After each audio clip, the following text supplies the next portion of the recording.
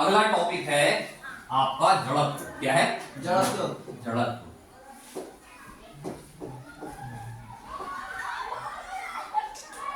इसे कहते हैं अंग्रेजी में इनर्शिया। क्या कहते हैं? इनर्शिया। INERTIA।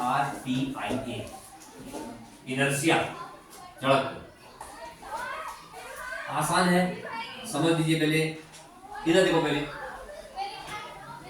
ये डस्टर मैंने आज यहाँ रख दिया, ये डस्टर यहीं पर मिलेगा, कल भी, परसों भी, नरसों भी, आगे तब तक जाएगा। ठीक है? क्यों क्यों यहाँ पर मिला है? ये वस्तु का गुण, ये वस्तु का गुण है। प्रत्येक वस्तु का यह गुण होता है कि वो या तो स्थिर अवस्था में बना रहना चाहती है या गतिमान अवस्था में रहना चाहती है। आप इसको ऐसे भी कह सकते हैं, प्रत्येक वस्तु में यह गुण होता है कि वह अपनी स्थिर अवस्था को बनाए रखना चाहती है अथवा अपनी गतिमान अवस्था को बनाए रखना चाहती है, जब तक कि उस पर बाहर से कोई बल न लगाया जाए। अब ये डस्टर था, ये डस्टर था, ये स्थिर अवस्था में, मैं इसको अगर हिलाना चाहता हूं तो मुझे एक बल लगाना पड़ेगा। अगर कोई गेंद है, जैसे कोई बस है, बस चल रही है, अब बस को अगर मैं रोकना चाहता हूं तो मैं ब्रेक लगाऊंगा। अगर मैं ब्रेक नहीं लगाऊंगा तो क्या होगा? बस चलती रहेगी। गतिमान अवस्था में है बस, तो गतिमान अवस्था बनी रहना चाहिए। एक गेंद है, वो अगर लुढ़क रही है तो लुढ़कती रहेगी वो जब तक इसको रोकेंगे। और एक गेंद अगर रखी हुई है वो तब तक नहीं चलेगी जब तक उसको हम किक नहीं मारेंगे। कहने का मतलब यह है कि प्रत्येक वस्तु का यह गुण होता है कि वह यदि स्थिर अवस्था में है तो स्थिर अवस्था में ही बना रहना चाहती है, और यदि वो गतिमान अवस्था में है तो गतिमान अवस्था में ही बना रहना चाहती है, जब तक कि उस पर कोई बाहर से बल न लगाया जाए। वस्तु के इसी गुण को वस्तु के इसी गुण को जड़त्व है। बात क्लियर हुई? क्लियर है ना? इसकी अगली परिभाषा नोट करूंगा मैं आपको व्हाट्सएप करूंगा। ठीक है? ठीक है? अब आता आपका जड़त्व के प्रकार। जड़त्व के प्रकार,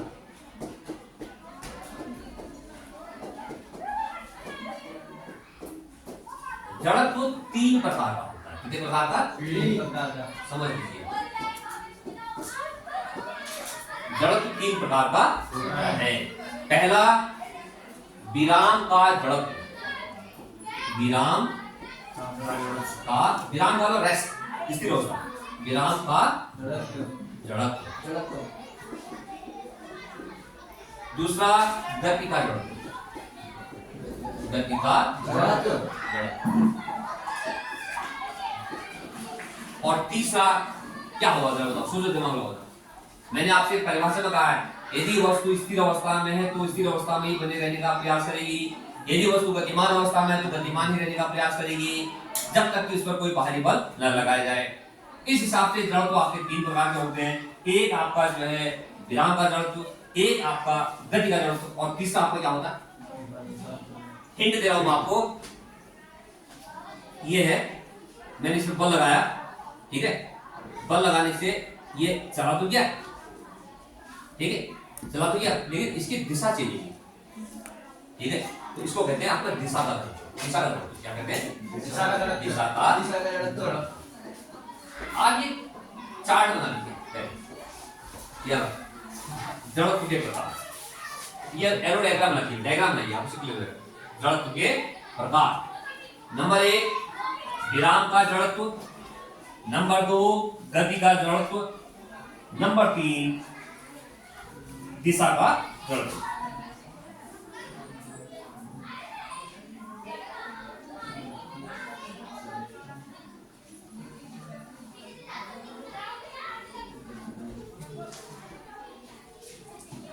ठीक है? ठीक है ना? अब आप समझते जाइए। आप इधर देखो, पहले समझिए, मैं इसके बारे में बात कर रहा हूं आपसे, विराम का जड़त्व। ठीक है? प्रत्येक वस्तु विरामावस्था में अगर है तो विरामावस्था में ही रहने का प्रयास करती है।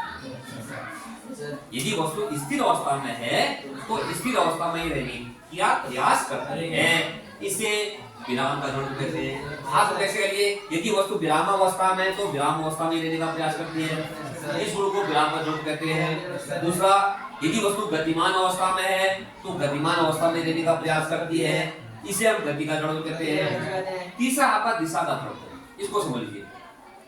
ये डस्टर आपका, मैं इसको यहाँ रख दिया, आज कल को भी यही मिलेगा, एक तो विराम का जड़ क्योंकि आगे से, और कल को इसकी दिशा भी यही मिलेगी, ये दिशा भी इसकी ही मिलेगी, ये ऐसा नहीं मिलेगा आपको, ऐसे मिलेगा। ठीक है, तो प्रत्येक वस्तु जो है जिस दिशा में होती है उसी दिशा में रहने का प्रयास करती है।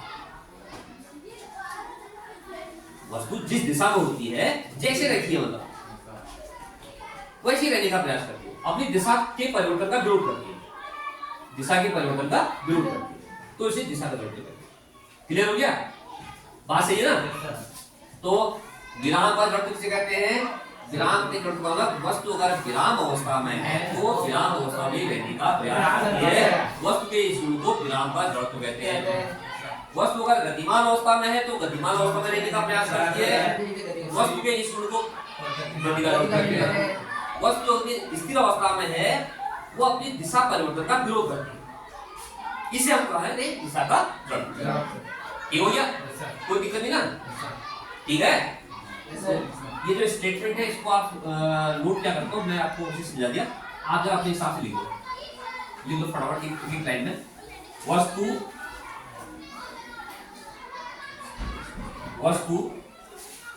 विराम वाले लिखना, वस्तु गति का विरोध करती है।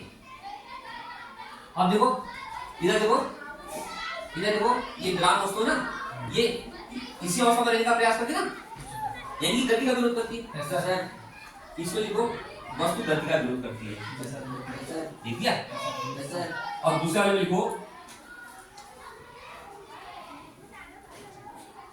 वस्तु गतिमान अवस्था में रहना चाहती है।